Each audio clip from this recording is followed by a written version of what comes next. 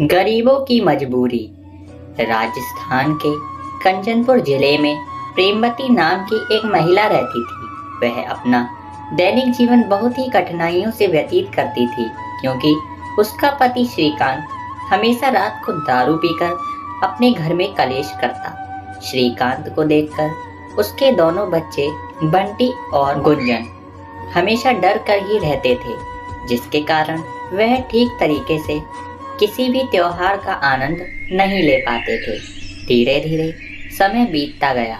अचानक श्रीकांत की तबीयत खराब हो गई। प्रेमवती और बंटी गुंजन अपने पिता की इस हालात को देखकर बहुत रो रहे थे।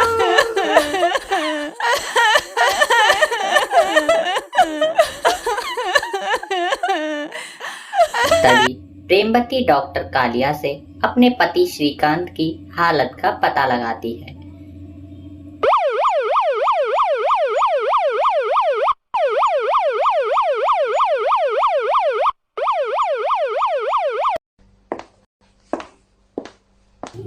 अरे डॉक्टर साहब, मेरे पति ठीक हैं कि नहीं?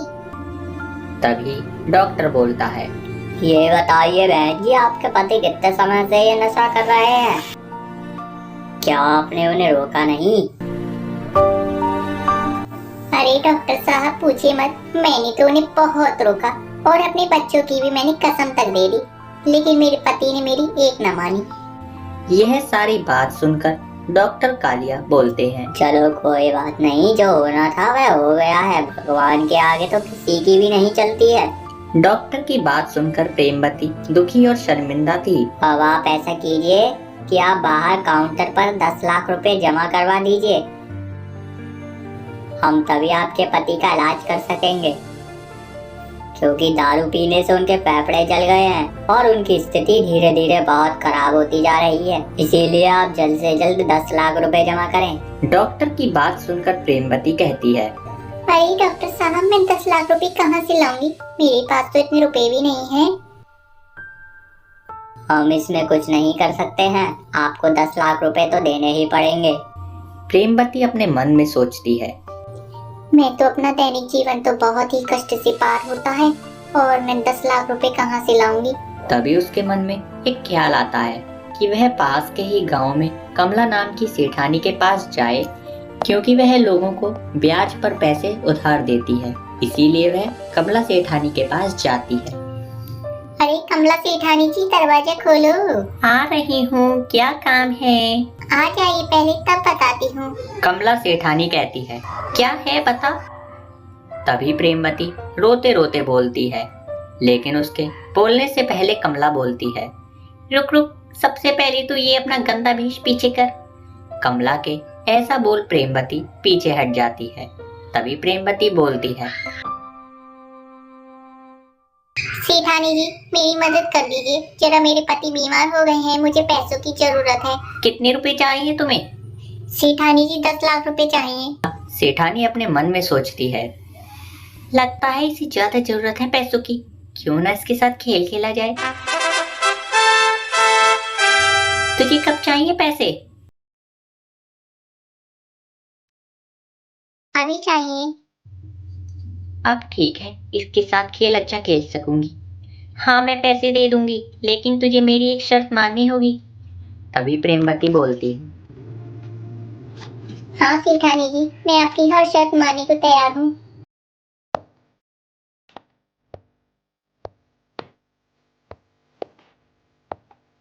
सेठानी कमरे से उसे पैसे लाकर दे देती है। पैसों को देखकर प्रेमवती बहुत ही प्रसन्न होती है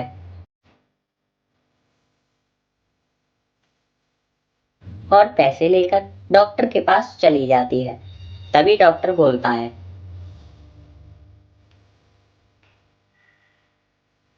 तुम्हें पैसा लाने में बहुत देर हो गई है, क्योंकि तुम्हारे पति अब इस दुनिया में नहीं रहे हैं। डॉक्टर की इस बात को सुनकर प्रेमवती को बहुत ही गहरा सदमा लगा। वह बहुत तीव्र गति से रोने लगी, क्योंकि उसे पैसे लाने में बहुत देर लग गई थी। तभी वह दुखी होकर फिर से सेठानी जी के पास जाती है और कहती है,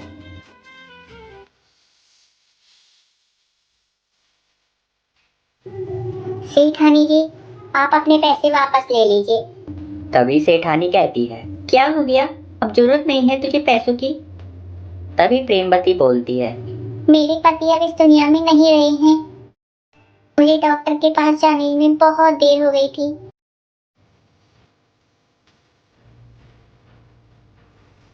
अब आप इन पैसों को वापस ले लीजिए।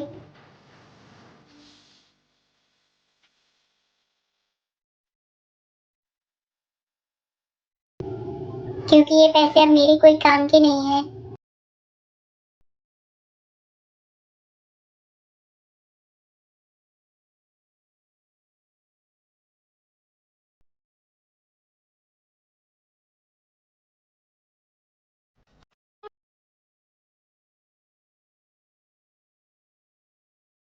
प्रेमवती पैसे वापस करके जाने ही लगती है।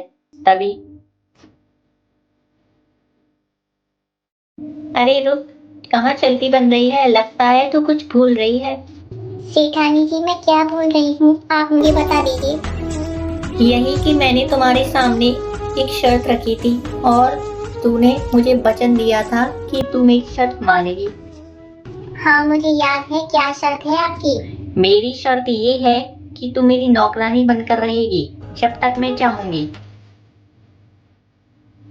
प्रेमवती सेठानी की बात स्वीकार कर लेती है। अब वह अपने बच्चों के साथ सेठानी की गुलामी करती। धीरे धीरे समय गुजरता गया। 50 साल बाद कमला सेठानी बूढ़ी होने के कारण इस दुनिया से चली जाती है और उसके दुनिया में जाते ही प्रेमवती और उसके बच्चों को सेठानी की गुलामी से आजादी मिल जाती है। तभी प्रेमवती अपने बच्चों को समझाती है कि बच्चों, कभी भी तुम्हारे सामने कितनी भी विपत्ति क्यों ना आ जाए, बिना सोचे समझे किसी की भी शर्त को स्वीकार नहीं करना चाहिए। तो दोस्तों, आपको वीडियो कैसी लगी कमेंट सेक्शन में मुझे जरूर बताइएगा। वीडियो अच्छी लगी हो तो वीडियो को लाइक और चैनल पर नए हैं तो चैनल को सब्सक्राइब जरूर कीजिएगा। मिलते हैं अगली वीडियो में, तब तक के लिए जय हिंद, जय भारत। फुर्तीली बहू की कहानी। प्रतापनगर के एक घर में मीना नाम की एक सुशील और गुणवान बहू रहती थी। वह सुबह से ही पेड़ों को पानी देती और पेड़ों को पानी कुछ इस तरीके से देती थी कि पेड़ भी उससे बहुत ही खुश होते थे। कभी कभी तो पेड़ इतना खुश हो जाते थे कि वहीं के वहीं बारिश भी हो जाती थी। वह पेड़ों को पानी देने के तुरंत बाद ही घर की सफाई में लग जाती थी। उसके इस काम को देखकर घर में सब उससे बड़ा ही खुश होते थे और उसकी हमेशा तारीफ पे तारीफ ही करते रहते थे। इतने सब काम करने के बाद भी वह थकती नहीं थी और जल्दी जल्दी स्वादिष्ट खाना भी तैयार करके सभी को खिला देती थी। उसके इतने जल्दी काम करने की शक्ति और लगन पूरे प्रतापनगर में प्रचलित थी। सभी पड़ोसी भी उसकी बहुत तारीफ करते थे कि बहू हो तो ऐसी। उसके अंदर यह एक अच्छी आदत थी कि जब भी खाना वह तैयार करती थी तो सबसे पहले वह अपनी सासू माँ और अपनी दादी माँ को सबसे पहले खिलाती थी, जिससे कि खाना और स्वादिष्ट हो सके। अरे बहन, मेरे घर पे अपनी बेटी भेज दे, मेरे घर में बहुत काम है, रिश्तेदार आने वाले हैं। नहीं तो मैं तो उसे कहती ना, थोड़ा बहुत हाथ बंटवा दे, फिर तो मैं खुद ही कर लूंगी और कछु ना जामे मेरा तो। अरे ठीक है, कोई बात ना, चली जाएगी। बता कब जाना है तेरे घर में मेरी बहू को? अभी भेज दियो 1 घंटा में, ठीक है ना? ठीक है, भेज दूंगी। रुक्मणी बहुत खुश होती है क्योंकि उसका सारा काम अब जल्दी जल्दी खत्म हो जाएगा। वैसे तेरी बेटी को कोई दिक्कत तो नहीं होगी ना? अरे नहीं नहीं, इसमें कोई दिक्कत की बात नहीं है। जैसे वो मेरी बेटी है ऐसे ही वो तेरी भी बेटी है। हाँ हाँ, मैं भी उसे अपनी बेटी ही मानती हूँ। जैसे तेरी बेटी है वो वैसे ही मेरी भी बेटी के समान है वो। रुक्मणी और मोहिनी की बात मोहिनी की सास भी सुन रही होती है।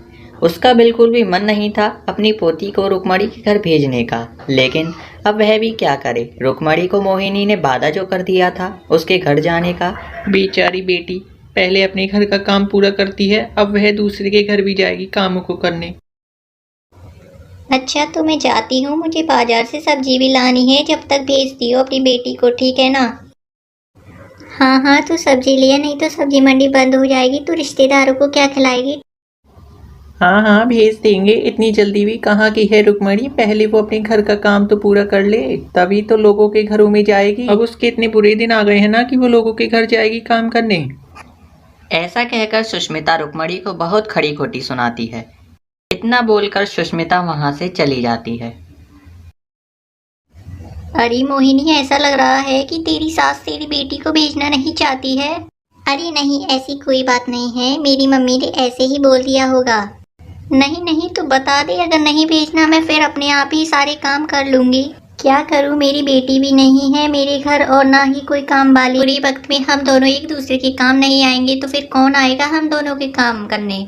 हे भगवान, मैं भेज दूंगी, कितनी बार कहा है। ठीक है तो भेज दियो, मैं जाती हूँ यहाँ से, ठीक है। अरे अम्मा, मम्मी कहाँ चली गई हैं बताओ। आ रही है, अभी वो बाहर बालू का भला करने गई है। अरे अम्मा, मैं कुछ समझी नहीं, ठीक से बताओ। अरे तू क्या करेगी समझ के, अभी तुझे कार रुकमणी के घर पर भेजेगी वो। क्यों अम्मा? वो रुकमणी तेरे से घर के सारे काम करवाएगी। कोई बात नहीं अम्मा, मैं चली जाऊंगी। हाँ हाँ, तू भी जा, तू भी पड़ोसियों का भला कर। पहले अपने घर का सारा काम करो, फिर दूसरों के घरों में भी काम करने जाओ। इतने में मोहिनी रुक्मणी से बात करके कमरे में आती है और उन दोनों की बातों को सुनती है। अरे बेटी, तू रुक्मणी के घर चली जाएगी, तुझे कोई ऐतराज तो नहीं है? अरे नहीं माँ, चली जाऊंगी। कितने बजे जाना है वैसे? तुझे 1 घंटे बाद जाना है। ठीक है मम्मी। वैसे तुझे अभी घर के भी तो सारे काम करने हैं। अरे नहीं मम्मी, मैंने सारा काम घर का खत्म कर दिया है।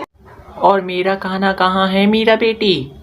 अम्मा, वो मैंने आपके कमरे में रख दिया है। अच्छा ठीक है। तूने तो सारा काम अभी खत्म कर दिया है बहू। बाकी का सारा काम भी 1 घंटे में खत्म कर देती हूँ, फिर मैं चली जाऊंगी। ठीक है, चली जाइयो। आधा घंटा बीत गया। मीना अपने कमरे में अपनी सेफ की सफाई कर रही थी। वह जल्दी जल्दी कमरे की सफाई कर रही थी क्योंकि उसे अभी अपनी पड़ोसी आंटी के घर भी जाना था। ये सही है कि मैंने खाना पीना और पेड़ों को पानी पहले ही दे दिया, नहीं तो अब डालती तो बहुत देर हो जाती। चलो, अब थोड़ा सा काम और रह गया है, इसे भी कर लेती हूँ, फिर जाती हूँ। तभी उसकी माँ वहाँ आती है और उसे कमरे की सफाई करते हुए देखकर उससे कहती है, हे भगवान, इसने तो नाश कर लिया अपने कमरे का। अरे बेटी, तूने तो कमरे को बिगाड़ लिया है, लगता है तुझे जाना नहीं है।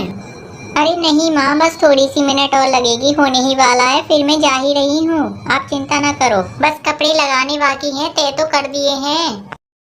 अरे बेटी, तुझे इसी में 2 से 3 घंटे लग जाएंगे। अरे माँ, अभी आपको मेरी स्पीड के बारे में पता नहीं है। हाँ, तू ही तो हो रही है एक्सप्रेस की रेल।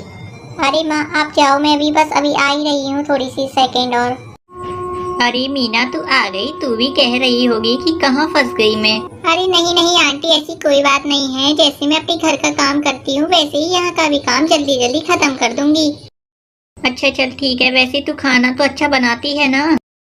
हाँ, मैं बहुत अच्छा खाना बनाऊंगी। वैसे आपकी रसोई किस ओर है? मेरे पीछे है, जा इस तरफ चली जा जल्दी से।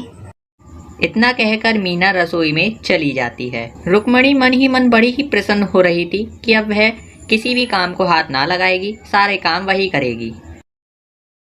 मीना जल्दी जल्दी खाना बना देती है, जब तक बाहर रिश्तेदार भी आ जाते हैं। जब तक रिश्तेदार बैठते भी नहीं हैं, तब तक तो वह खाना पीना बनाकर हाथों को धो भी लेती है। अरे मीरा बेटी, खाने में मैं तेरी ला हेल्प कर देती हूँ, तू भी बेचारी थक गई होगी। अरे नहीं आंटी जी, खाना तैयार हो गया है, बस आप बाहर जाकर बैठिए, मेहमानों के साथ मैं खाना ला ही रही हूँ। अरे वाह बेटी, तू तो बड़ी होशियार है, तूने सारा काम अपने आप ही खत्म कर लिया। अरे आंटी, आप बातें करती ही रहोगी या फिर उनके साथ बैठोगी भी? खाना ठंडा हो जाएगा, जाइए। वैसे तूने इतनी जल्दी खाना कैसे बनाया? बाद में बताती हूँ आंटी, जाइए आप यहाँ से। प्लेट गर्म होने के कारण वह धीरे धीरे लंगड़ाती हुई जा रही थी। उसका हाथ भी धीरे धीरे जलने लग रहा था, लेकिन वह तब भी लेकर ही जा रही थी। उसने धीरे धीरे डाइनिंग टेबल पर खाने को अच्छे से सजा दिया। उसके बाद वह चारों बड़े ही चाव से खाना खाने लगे। उनके चेहरे की स्माइल को देखकर तो ऐसा लग रहा था कि मानो उन चारों को आज तक ऐसा खाना खाने को ही ना मिला हो।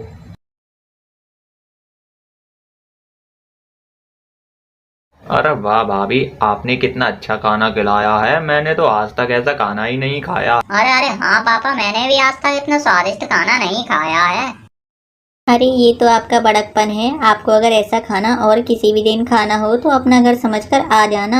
हाँ हाँ भाभी, हम जरूर आएंगे आपके घर में ऐसा खाना खाने। अरे पापा बातें करते ही रहोगे, अब चलोगे भी, देर हो जाएगी हमें। अच्छा भाभी, आप भी किसी दिन आना हमारे घर।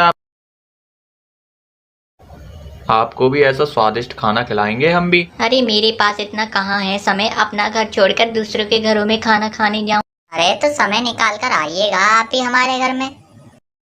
हाँ हाँ बेटा आऊंगी किसी दिन, देखना तुम। चलो तो पापा अब हम जाते हैं, ठीक है। तो दोस्तों, आपको यह वीडियो कैसी लगी कमेंट सेक्शन में मुझे ज़रूर बताइएगा। वीडियो अच्छी लगी हो तो वीडियो को लाइक और चैनल पर नए हैं तो चैनल को सब्सक्राइब जरूर कीजिएगा ऐसी ही इंटरेस्टिंग वीडियो को देखने के लिए। मिलते हैं अगली वीडियो में, तब तक के लिए जय हिंद जय भारत।